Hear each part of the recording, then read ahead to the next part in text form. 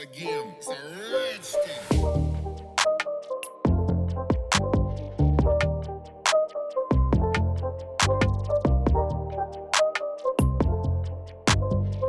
Hello everyone, welcome to my channel. So आज मैं monotone looks में आपके साथ ये वाइट वाला लुक शेयर करने जा रही हूँ। तो अगर आपको अच्छा लगे तो वीडियो को लाइक ज़रूर करिएगा, चैनल को सब्सक्राइब करिएगा इसी तरह मोनोटोन लुक के लिए। चलिए वीडियो को स्टार्ट करते हैं। तो सबसे पहले अपने फेस पे मॉइस्चराइज़र प्राइमर के लिए मैं पतंजलि का एलोवेरा कर रही हूँ, जिससे आपका फेस काफ़ी हाइड्रेटेड रहता है। उसके बाद ये वाला जो कंसीलर पैलेट है मेरा नाउ का, उसमें से ये लाइट शेड लेकर के अपने पूरे आईलिड पे लगा करके अच्छी तरह से मैं इसे ब्लेंड करूँगी, क्योंकि मुझे पूरा वाइट चाहिए था। आज भी कहीं भी थोड़ा सा भी डार्कनेस नहीं चाहिए था मुझे, इसलिए काफ़ी अच्छे से मैंने इसे अपने फिंगर टिप्स की हेल्प से ब्लेंड किया। उसके बाद ये जो दो शेड हैं, मेरे पास वाइट में और कुछ नहीं था, तो मैंने ये सबसे पहले स्किन कलर ले करके अपने पूरे आईलिड पे अच्छे से प्लेस किया।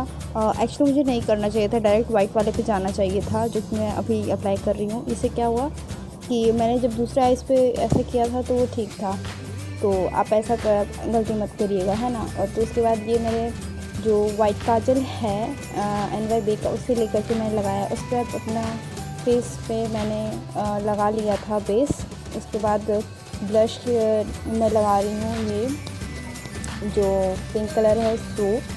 और उसके बाद मैंने लिप्स पे भी जो सेम कंसीलर है उसी को अप्लाई किया हुआ था। उसके बाद मैं लिप्स पे कुछ और भी अप्लाई करने वाली हूँ।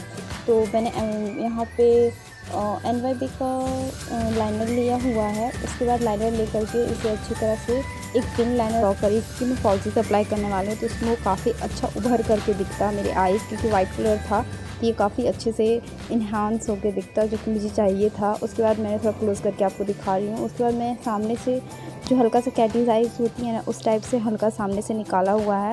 और मैं कंफ्यूज हो गई थी आप लोगों को कैसे दिखाऊँ, ऐसे दिखाऊँ या वैसे दिखाऊँ। तो मुझे जैसा कंफर्टेबल लग रहा था मैं वैसे कर रही थी।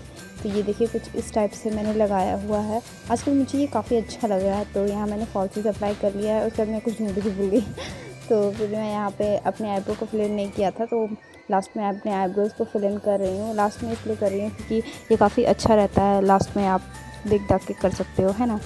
तो उसके बाद तो यहाँ पे मेरी आईब्रोज़ फिल इन हो गई हैं। उसके बाद ये जो वाइट शेड है इसे लेकर के अपने लिप्स पे लगाऊंगी। और उस लिप्स पे लगाने से पहले मैं कहाँ हाईलाइट करूँ, मैंने कैट वाला बनाया था, इसलिए वहाँ मैंने इनर कॉर्नर्स में नहीं किया। आप देख रहे हो मैंने जिस फिंगर से लगाया उस फिंगर से ब्लेंड नहीं किया, दूसरे फिंगर से किया। फिर जो बचा हुआ है एक्सेस उसे मैं अपने लिप्स पे लगा ले रही हूँ। और उसके बाद हाइलाइटर। तो यहाँ पे हमारा लुक कंप्लीट होता है। आपको अच्छा लगे तो प्लीज़ चैनल को सब्सक्राइब करिएगा। ओके।